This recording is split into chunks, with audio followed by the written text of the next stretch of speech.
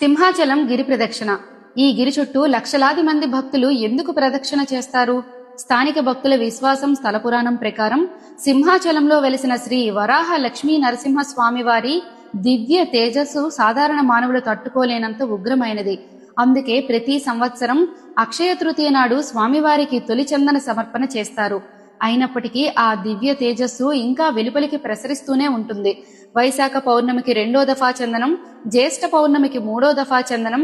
ప్రతిసారి చందనం సమర్పించిన కొద్దీ స్వామివారి ఉగ్రత శాంతించి చివరగా ఆషాఢ పౌర్ణమి అనగా ఈ వచ్చే గిరి ప్రదక్షిణ నాడు 4వ దఫా చందనం సమర్పించిన తరువాత ఆ దివ్య తేజస్సు విగ్రహంలోనే అంతర్ముఖమైపోతుంది.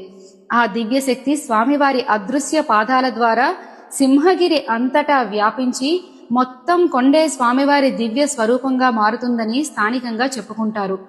అందుకే ఆషాఢ పౌర్ణమి నాడు ఆలయాన్ని మాత్రమే కాదు, మొత్తం 32 కిలోమీటర్ల సింహగిరినే స్వామివారి స్వరూపంగా భావించి గిరి ప్రదక్షిణ చేస్తారు. ఈ 32 కిలోమీటర్లు ప్రదక్షిణ పూర్తి చేస్తే స్వామివారి 32 అవతారాలు మరియు దేశంలో ఉన్న 32 ప్రసిద్ధ నరసింహ క్షేత్రాలు దర్శించిన ఫలితం వస్తుందని భక్తులు విశ్వసిస్తారు.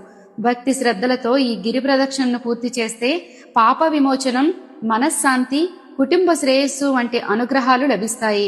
జై వరాహ లక్ష్మీ.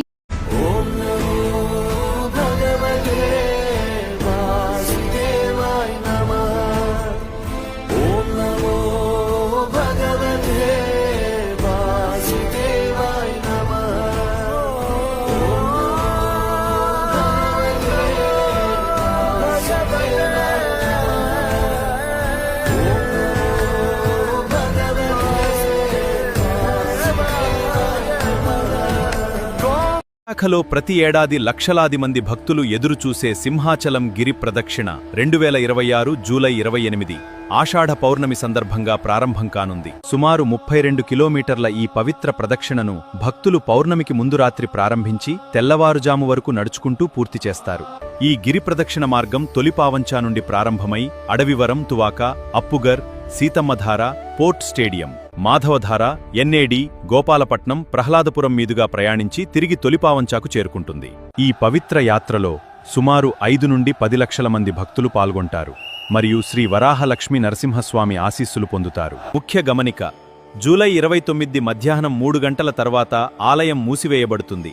కాబట్టి భక్తులు తమ దర్శనాన్ని ముందుగానే పూర్తి చేసుకోవడం మంచిది. మీరు కూడా ఈ పవిత్ర గిరి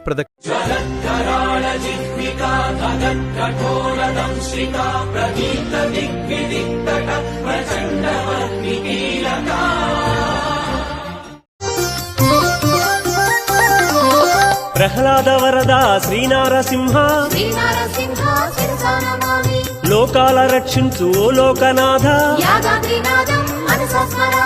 వరములిచ్చే తండ్రి ఓ భక్త వరద, వేయి పడగల నీడ వెలుగొందువాడా, వేనోళ్ల నిను పొగడ నేనెంత వాడా, వాయువు నీవయ్య ఓ దేవదేవా, అన్నియు నీవయ్య ఓ ఆదిదేవా,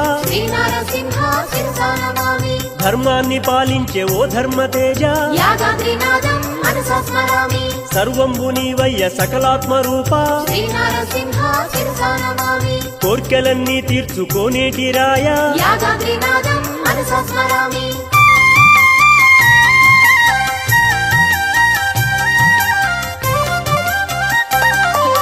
చూడ చక్కనైన శృంగారరాయ, గ్రహబాధ తొలగించు గరుడాద్రివాస, అహోబిలమందు అలరారు తండ్రి, సన్మార్గమున మమ్ము నడిపించవయ్యా, ఉగ్ర రూపంబున నెలవైన తండ్రి, అపర వైద్యుడవయ్య ఆరాధ్య దేవా.